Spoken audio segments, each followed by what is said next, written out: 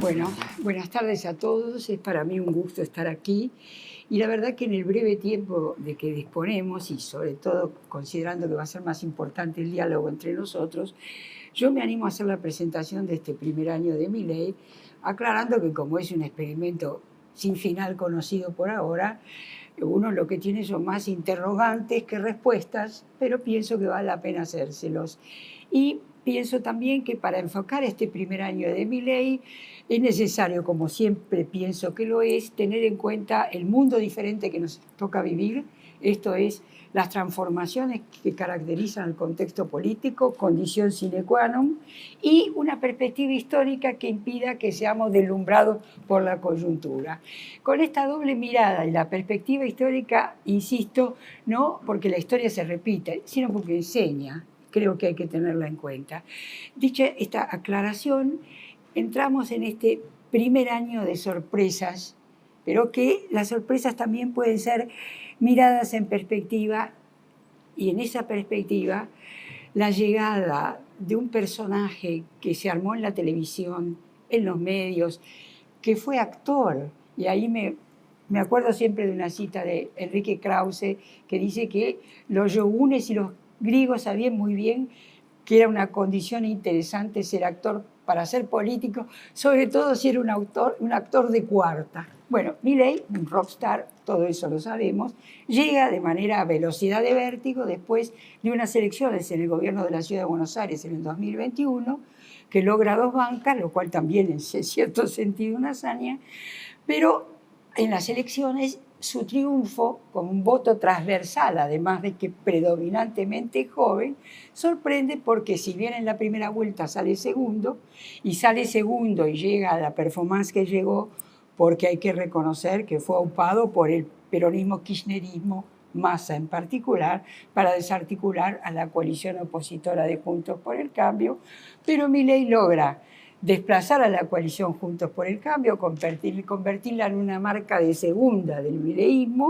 y logra en la segunda vuelta en el balotaje triunfar sobre la Unión Popular, el peronismo. Con lo cual todos sabemos que lo tenemos aquí. Ahora, todas las preguntas es cómo fue que este outsider llega y la Argentina entra en un territorio desconocido. ¿Cómo fue? Es claro que el mundo en que vivimos es un mundo de velocidad de cambios en que la tecnología, la inteligencia artificial y sobre todo ya la sociedad de redes ha armado una política que ya no es el monopolio de lo público y ha transformado no solo la forma de producir, sino también la forma de relacionarse. Entonces Milei es un hombre que a través de las redes entra en la política argentina como un ventarrón y logra consagrarse en el sillón de Rivadavia, y este primer año, que auguraban iba a ser más corto, dura. Entonces uno dice, ¿cómo es posible? Vuelvo a repetirlo. Y piensa también en una sociedad que es una sociedad hoy fragmentada, con una enorme pobreza que si bajó un poquito de la mitad, está pegando en el poste de la mitad de los argentinos en pobreza, una sociedad fracturada que pasó la pandemia con una infinitamente larga cuarentena y que el hiperindividualismo y las redes fueron el alimento de estos nuevos modos de relación y personajes emergidos desde entonces. Una sola idea para aquellos que no son argentinos, aunque nos conocen algunos de los que están aquí muy bien. Yo, para recordar lo diferente que es la sociedad de hoy fragmentada, la sociedad argentina, que yo conocí y que comenzó a cambiar a partir de mediados de la década del 70, siempre recuerdo que en la década del 50, cuando yo era chica, mi abuela nos daba filete, lomo,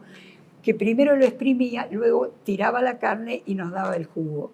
Esta era una Argentina del ascenso social, del progreso, y Mar del Plata, en los veranos, como el libro excelente de Torre y Pastoriza, era el sueño de los argentinos de una sociedad en la que nadie más que nadie, una sociedad igualitaria, donde una clase media muy modesta podía comprarse un departamentito y veranear en Mar del Plata o ir a un hotel sindical. Digo esto porque ese es un trasfondo que a mí me pesa mucho para entender el presente. Pero al mismo tiempo, en un trasfondo de un siglo XX de inestabilidad política recurrente, tenemos 4 décadas de democracia que han logrado, por cierto, la alternancia, han logrado que un gobierno del signo no peronista termine el mandato, cosa que no pasaba desde 1928. Y por lo tanto,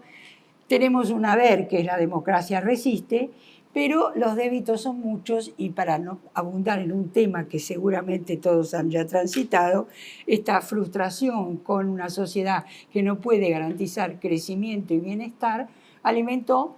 sobre todo con las 2 últimas décadas kirchneristas, que fueron la corrupción llevada al extremo y un gobierno sin duda cleptocrático, a una situación, sumado a los restantes factores, de insatisfacción, de hartazgo, que Milei supo leer antes que nadie, tal vez en las redes, y supo dar voz a muchos que no la tenían.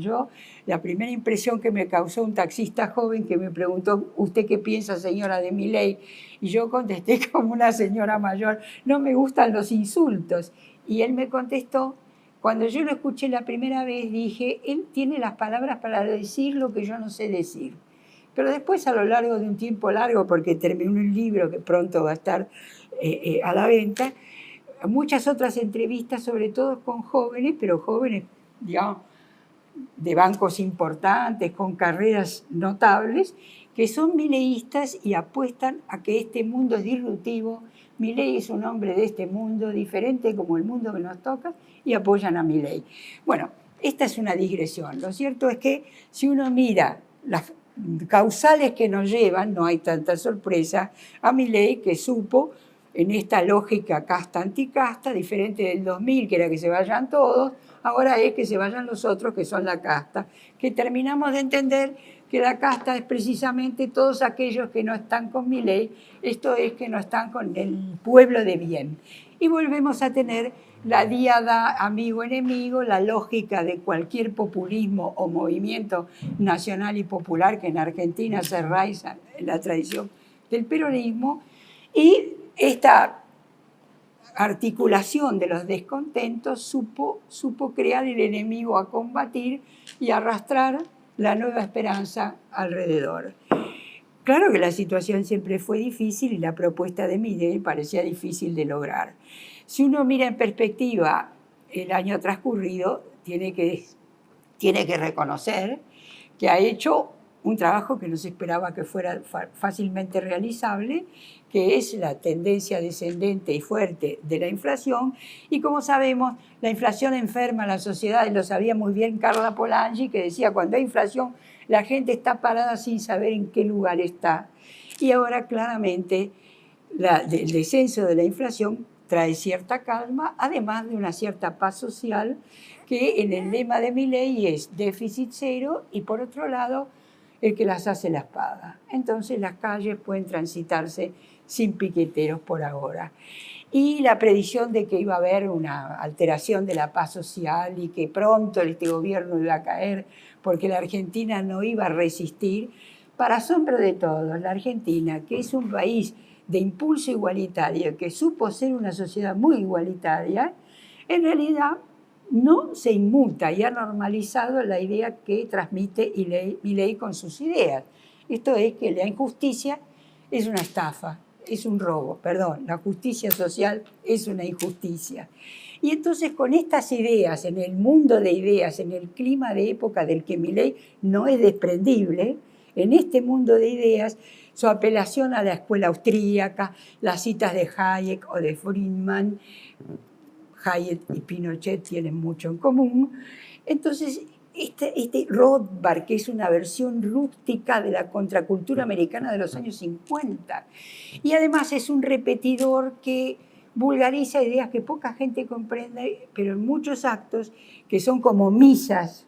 con pastores, donde la oscuridad reina y la luz lo ilumina, él repite y la gente puede gritar abajo Keynes ladrón sin saber quién es Keynes, y no importa lo que dice, sino que lo dice él. Es como un rezo. Porque con Milei también vuelve de una manera muy marcada la religión a la política. De otro modo no podemos entender Perdón, voy a tomar agua porque yo no tengo buena voz. No podemos entender que tenga todo el tiempo la recurrencia que las fuerzas del cielo lo animan, a Moisés y Aarón, que de pronto Aarón es él, Moisés es el jefe, su hermana, y que con todo este excéntrico panorama religioso mítico, tenga además extraordinarias varas para medirse, ¿no? El mejor gobierno de la historia de la humanidad, etcétera, ¿no? Esos son sus parámetros. Y además son reflexiones en que él siempre tiene imágenes bíblicas para presentarse. Pero dicho esto que asombra, lo que asombra es precisamente cómo este personaje va siendo normalizado en la sociedad argentina, siendo como es un diferente, un iracundo, un tipo que no tiene problemas en apelar a insultos y a un lenguaje muy soez,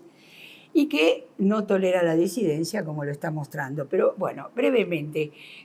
llega al sillón de Rivadavia Milei y uno se preguntaba, ¿cómo va a gobernar? ¿No tiene partido, no tiene poder territorial? ¿Cómo hace? Tiene una minúscula minoría en el Congreso, en ambas cámaras, y además esa minúscula minoría está compuesta de una extraña mezcla que entre sí tiene más conflictos que con relación a los otros. Entonces uno mira este panorama y dice, ¿cómo va a ser posible? Porque todos aprendimos que la gobernabilidad dependía de acuerdos con los adversarios en el Congreso y además de la capacidad de tener una administración eficaz, eficiente, transparente. Bueno, la administración, ¿cómo la administra Milei? Con un reciclaje de personal perpetuo, con poca calificación en los nombramientos, con muchos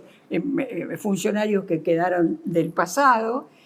Y la verdad es que cómo se estructura el poder, hasta donde sabemos, es lo que se llama el triángulo de hierro, con el inefable contratado asesor, que no es un funcionario orgánico, por lo tanto no es responsable de sus actos, pero que es el asesor consejero que decide y cada vez tiene un poder creciente en áreas estratégicas del Estado. Y su hermana, que tiene esta misión, de la cual seguro vas a hablar vos, que es armar este partido a nivel nacional, tarea comparable con cómo se armó el peronismo, y para lo cual, sin duda, yo digo que además de la motosierra con la cual el déficit cero se está llevando a cabo, tiene una aspiradora con la cual a una oposición desorientada, desarticulada, fragmentada en extremo, que además es doblemente asombroso porque en el 2011 la oposición estaba fragmentada cuando subió Cristina Kirchner, pero ella tenía mayoría en las dos cámaras y por lo tanto era una emperadora. Pero ahora con una pequeña minoría él tiene una oposición que ha implosionado, como ha ocurrido con Juntos por el Cambio, porque ni bien su candidata vio el triunfo de Milei y pasó a ser ministra de Seguridad, se derrumbó el aparato. Con lo cual, Milei, ¿cómo funciona? Negocia de manera individual, así ha logrado hacer también con los gobernadores, con lo cual desarticula estrategias de coordinación colectiva con bastante eficacia y, por supuesto, las alianzas que hace son inestables, porque no están hechas sobre la base de ningún compromiso programático, que programa no existe. Y el modelo de gobernar es lo que va a afectar las partidas públicas, lo veto. Y después logro el veto cruzado, que es cómo conquisto los votos que necesito de la oposición supuesta para lograr zafar y salir adelante. Hasta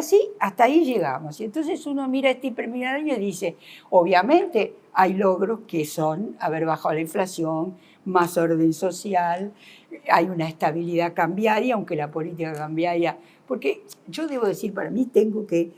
cuando uno hace hipótesis interpretativas con la lógica de los eventos favorables, seguramente va a ser muy optimista. Pero esa es una lógica inquietante porque cuelga de un hilito muy finito que en cualquier momento se corta. Nosotros tenemos ese cepo, entonces ahora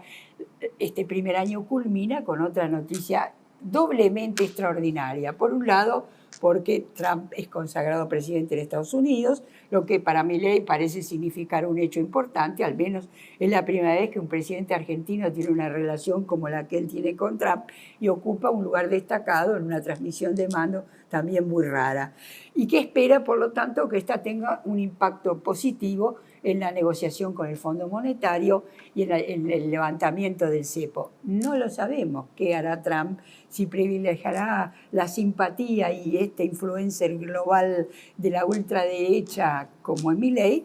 o qué hará. Pero además, Milei está enganchado también a este nuevo fenómeno que el triunfo de Trump y su ascensión pone claramente de manifiesto, que es este nexo con los empresarios megamillonarios de la tecnología de punta y que, para sorpresa de muchos, Elon Musk va a ser un funcionario público que no va a tener nada más y nada menos que la encargada de la tarea que tiene hoy Sturzenegger, que es ese ministerio que hace acordar los libros famosos del autoritarismo, el ministerio de la desregulación, sin ningún prurito sobre la coalición de intereses. Entonces uno ve que hay tecnocracia, que hay dinero, mucho, y democracia, y no sabe cómo enganchan las piezas de este nuevo rompecabezas en el que Milei juega fuerte y en el que la Argentina aparece como un lugar extractivo interesante porque tenemos minerales y tenemos alimentos y por lo tanto litio, cobre o alimentos, digo, sí, puede ser una oportunidad única de inversión y de ingreso al mundo que además le daría un gran respiro, porque la otra cosa que a mí también me llama mucho la atención y que coincide con Trump, es que este Milei tiene una utopía regresiva, es el siglo XIX, volvemos a ser un gran exportador del mundo, pero además, yo voy muy rápido, porque asumo que ustedes todo esto lo conocen, habría que ver en qué están interesados de debatir, pero a mí me parece extraordinario que sea un anarquista, que a veces se dice minarquista, por lo tanto el Estado es el topo que lo destruye, la justicia es un robo, y en ese panorama además es un paleolibertario a la Rothbard. Esto quiere decir Dios, patria y familia contra el movimiento woke, eso también lo tiene en común con Trump, y que ha colectado a estos jóvenes, sobre todo varones, que vieron en Milei la reivindicación del fin de toda esta historia de Me Too, etcétera, etcétera. Pero visto así en panorama, parece,